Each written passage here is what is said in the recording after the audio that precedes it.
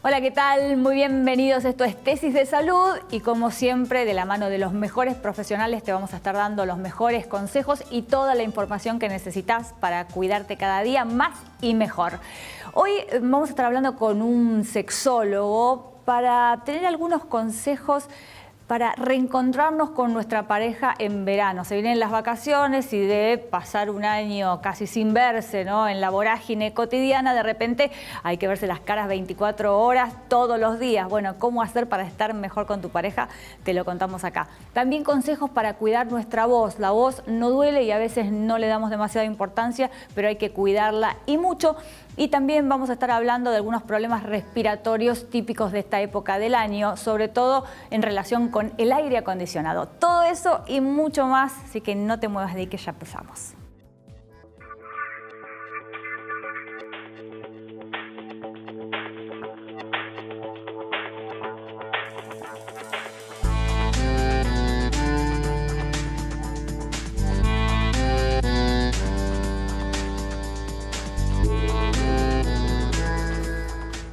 Estamos todo el año viviendo en el medio de una vorágine entre el trabajo, los chicos, las actividades. Uno está poco en casa, con poco tiempo para el encuentro con su pareja.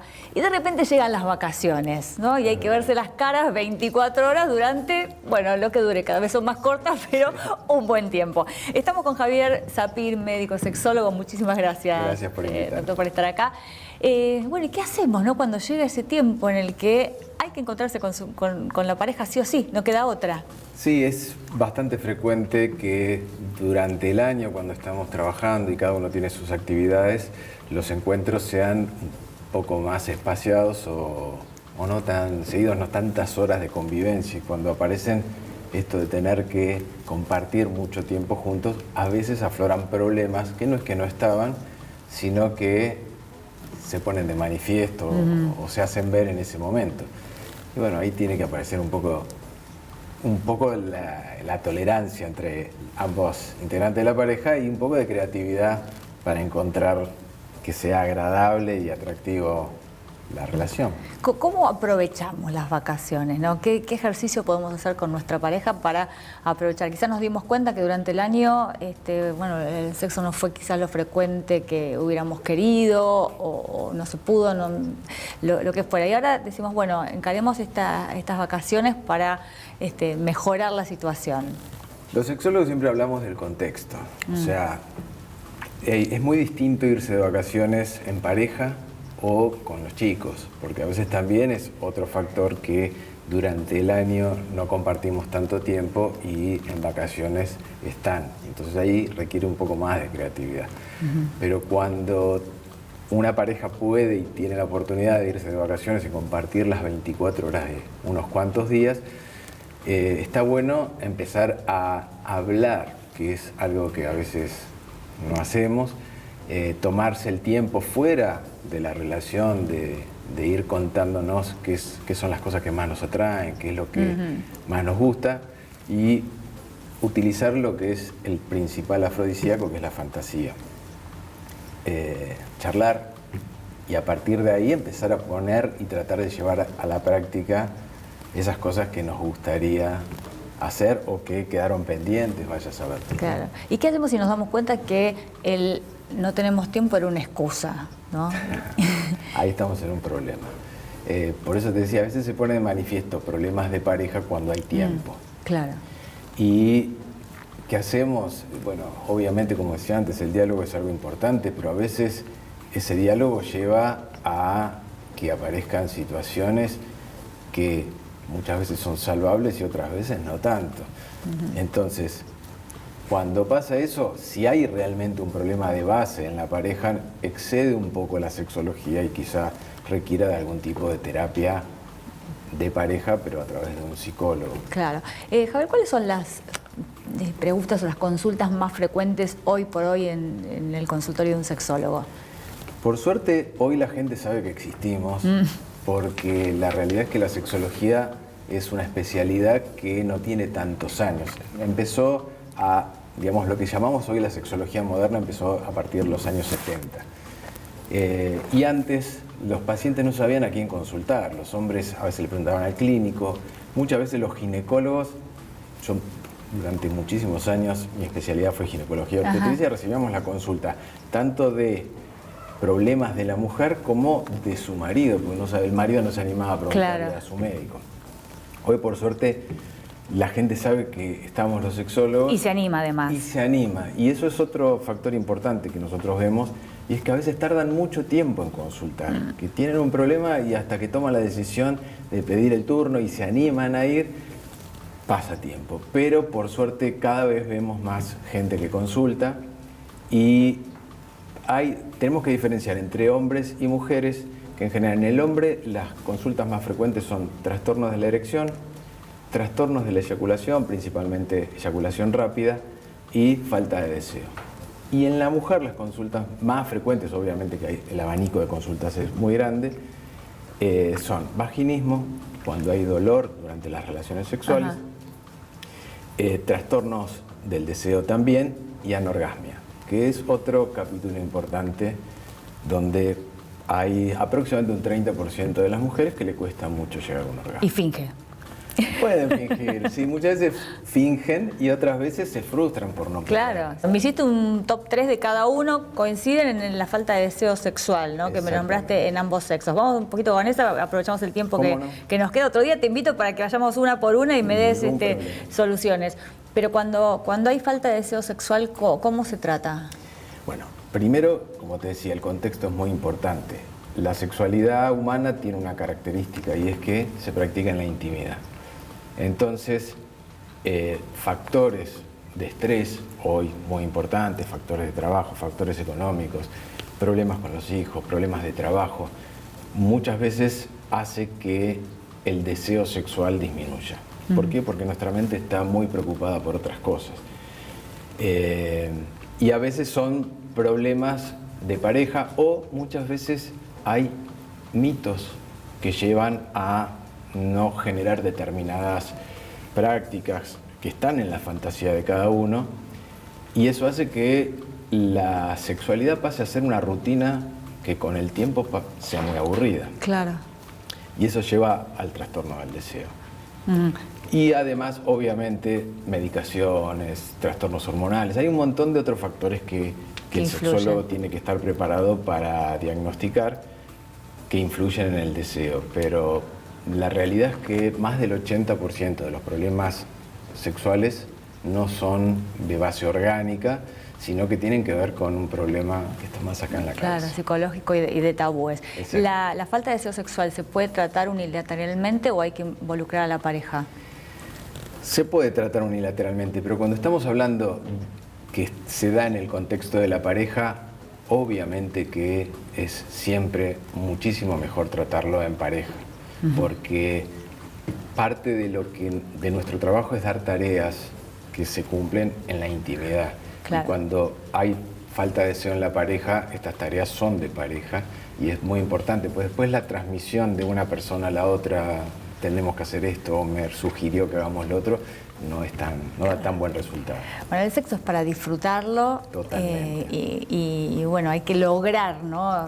que eso sea así en la pareja. Así que a no tener miedo de consultar si es necesario y aprovechar las vacaciones para conectar. Totalmente. Muchísimas gracias. Super. Gracias a vos.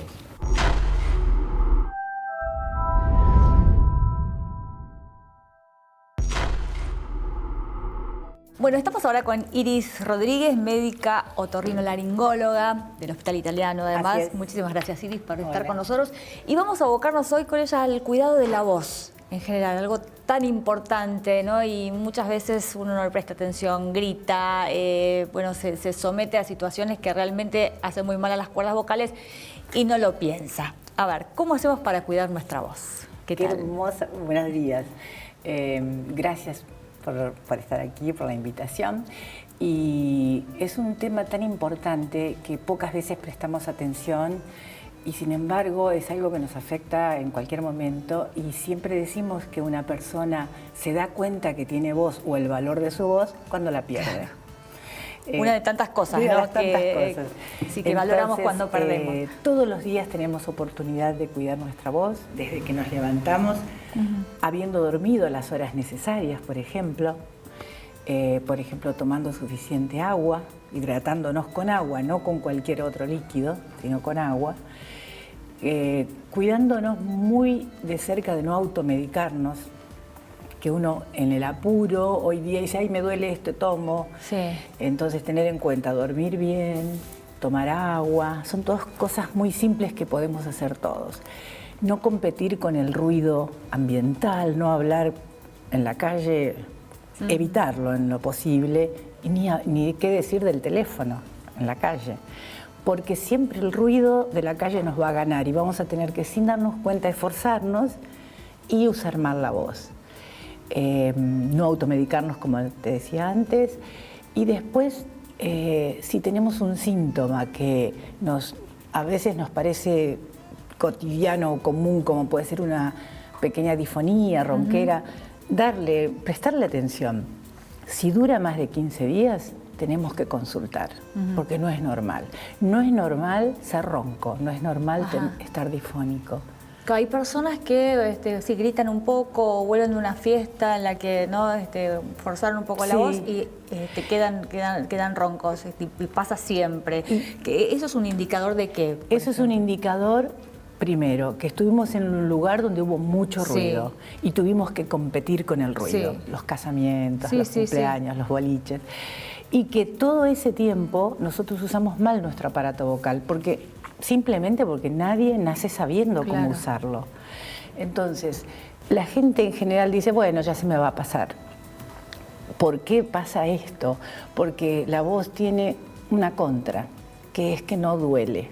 Claro. No hay terminaciones nerviosas en las cuerdas vocales que nos den a nosotros el aviso, como sería en otra parte del cuerpo, que estamos usándola mal. Entonces, la forma que tiene nuestro cuerpo de avisarnos es quedándonos roncos, difónicos, o que nos duele el cuello, que a veces decimos, terminamos el día, ay, por favor, no me hablan, no quiero hablar, por favor. Y es porque estuvimos hablando mucho sin saber cómo hacerlo.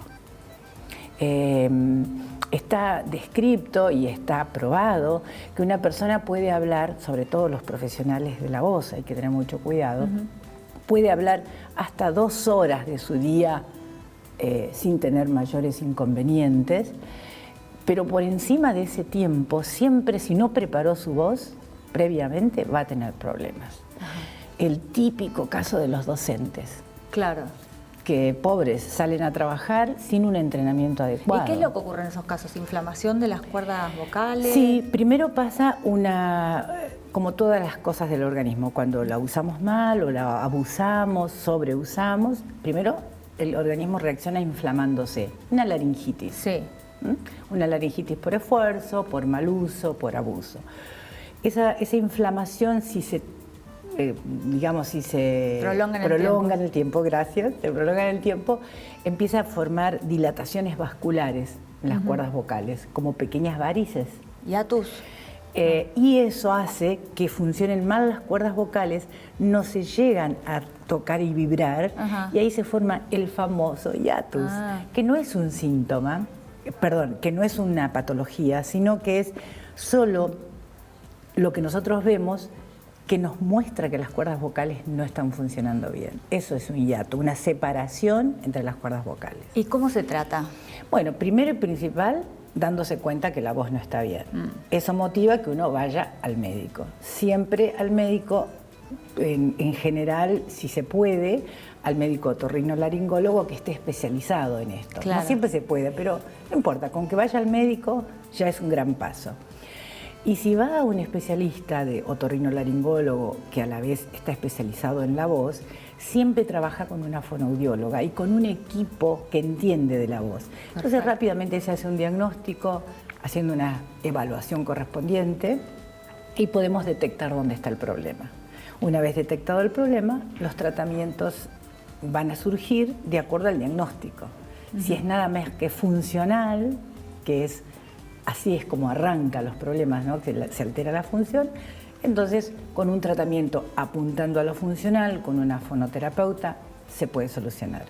Si ese problema ya dejó sus secuelas en el organismo y se transforma en un problema orgánico, seguramente vamos a necesitar no solo a la fonoaudióloga, sino un tratamiento médico, que puede consistir en algunos medicamentos. Corticoides quizás. Quizás corticoides en algún caso si es necesario, o si el problema es una laringitis por reflujo, vamos a necesitar algo que frene ese reflujo, o si ya hay un nódulo o un pólipo, algo más intervencionista. Probablemente necesitemos una cirugía, dependiendo del estadio, pero son todos problemas que se pueden evitar con esto que ustedes hacen, difundiendo estas cosas para prevenir. ¿Cuál de estos remedios caseros que bueno, son tan populares sirven realmente?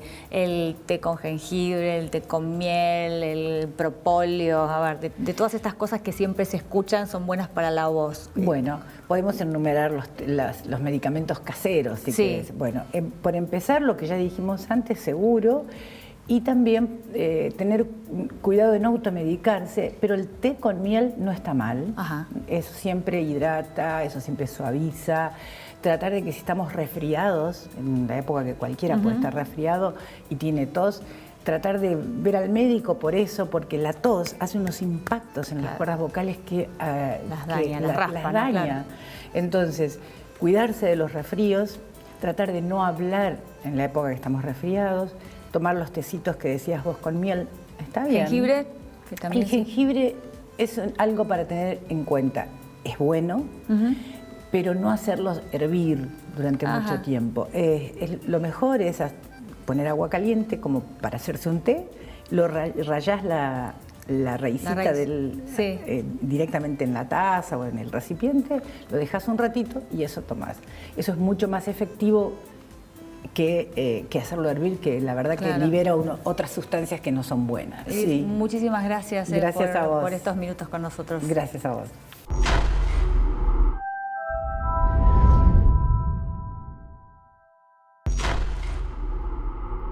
Estamos en una época en la que la salud respiratoria muchas veces está en riesgo, ¿no? Sobre todo por el aire acondicionado, los cambios, uno sale de un lugar muy refrigerado al calor.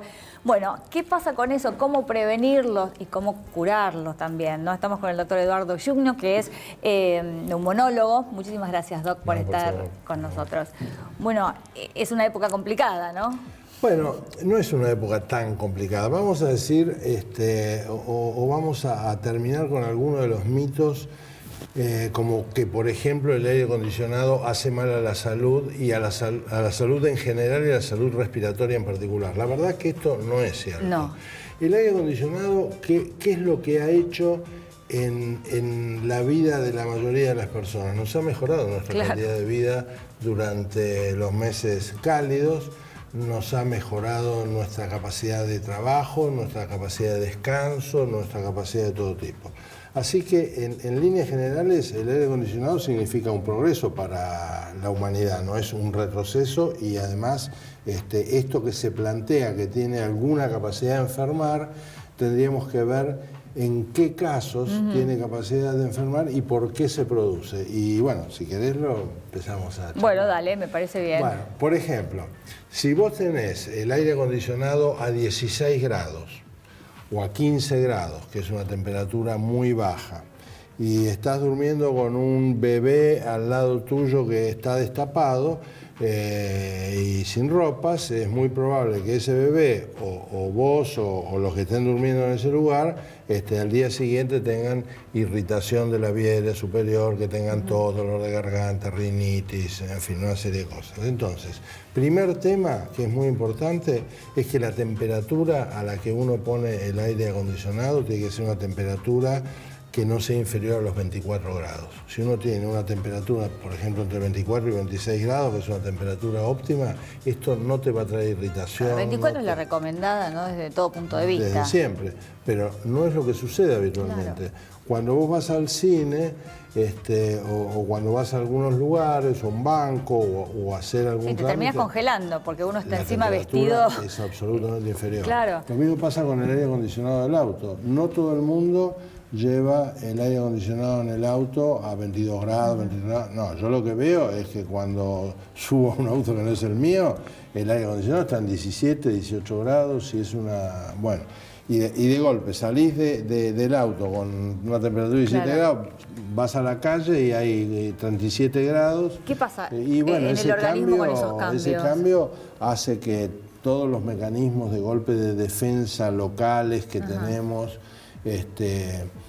se modifiquen. Vos sabés que, por ejemplo, la nariz tiene la función de calentar el aire, de purificarlo, tiene como algunos pelitos adentro de la nariz que impiden que algunas cosas... Bueno, y todos esos mecanismos locales, de golpe, con los cambios bruscos de temperatura, esos mecanismos locales de defensa, se deterioran o se enlentecen o se paralizan y uno tendría, qué sé yo, más posibilidad de tener un cuadro viral o un cuadro infeccioso, bacteriano, lo que fuera.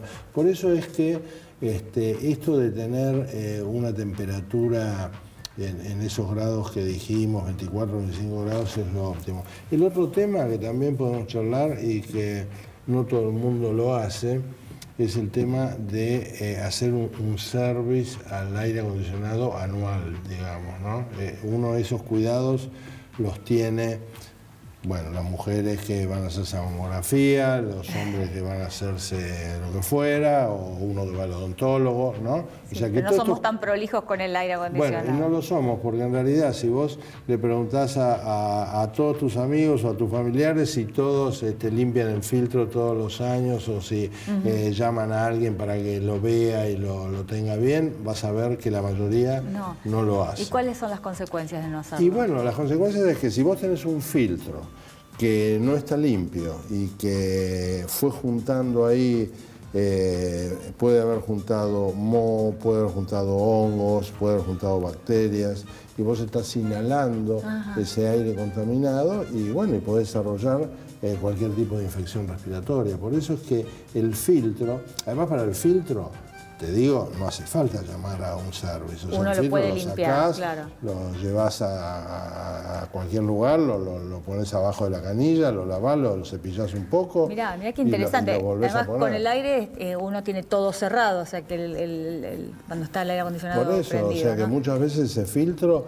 si vos haces ahí un estudio bacteriológico de gérmenes, si no lo limpiás por lo menos una vez por año, ahí te encontrás con un zoológico realmente, ¿no? O sea que son medidas absolutamente prácticas y que hacen a que, bueno, uno no tenga inconvenientes, ¿no? Perfecto. ¿Y la automedicación, último tema antes de cerrar? ¿Qué opino yo de la automedicación? En general Hagamos o en particular. una recomendación, una vez más. No, bueno, la automedicación no está buena. La verdad es que, digamos, nosotros tenemos un sistema de salud fragmentado, todo lo que vos quieras, pero me parece que en las grandes ciudades uno tiene posibilidades de consulta médica casi inmediata, de un llamado telefónico, no sé, yo personalmente como con mis pacientes trato de tener una relación fluida y si hoy a la mañana he recibido, qué sé yo, 2 o 3 llamadas de pacientes que se descompensan o que tienen esto, que tienen lo otro, y bueno, entonces me parece que es mucho más útil que el médico aconseje qué hacer, toma esto, o espera, o te veo a la tarde, o te veo mañana, o qué sé yo, y bueno, sí, la automedicación hay que evitarla, por supuesto. ¿Las enfermedades respiratorias más frecuentes de esta época? Bueno, las enfermedades respiratorias prevalentes, que no tienen que ver con la época, son, bueno, fundamentalmente la enfermedad pulmonar obstructiva crónica, la EPOC, que es una enfermedad que en los últimos años, bueno, como en la Argentina tuvimos varias personas muy famosas que la padecieron, es como que hay una conciencia. Se informó mucho más sobre el y tema. la gente, yo recuerdo que en esa época me llamaban y me preguntaban, bueno, una serie de cosas. Entonces, esa gente que tiene enfermedades crónicas sabe que tiene que vacunarse, que tiene que darse la vacuna antigripal, que tiene que darse la vacuna neumocóxica para evitar las neumonías. Ha habido una concientización, la gente sabe que en esas épocas hay que lavarse las manos, hay que tener cuidado. Cuando estamos en el medio de una epidemia o de un momento de un brote de gripe y qué sé yo, hay que evitar los besos, darse la mano. Yo recuerdo una vez que estuve estaba en España en un momento que había un brote muy importante de gripe y en todos los hospitales había un cartelito que decía, o muchos cartelitos que decía, no te des un beso ni te des la mano, di hola o una cosa así, ¿no? Como, claro, como evitar la transmisión, sí, porque el si vos estás contacto cercano, directo. un beso, la mano, qué sé yo, uno puede transportar los virus o los gérmenes y qué sé yo. Tener ese tipo de precauciones, pero bueno. Pero en épocas de epidemia, En ¿no? épocas de epidemia, No dejemos o de en saludarnos época- a la Argentina, No, que no, es algo por lindo que supuesto, tenemos. No, por supuesto, por supuesto. Bien. Y no lo hacemos nosotros solos, lo hacen Sí, muchos sí, países. sí, muchísimo. Sí. Muchas gracias, No, por favor, un placer. por favor.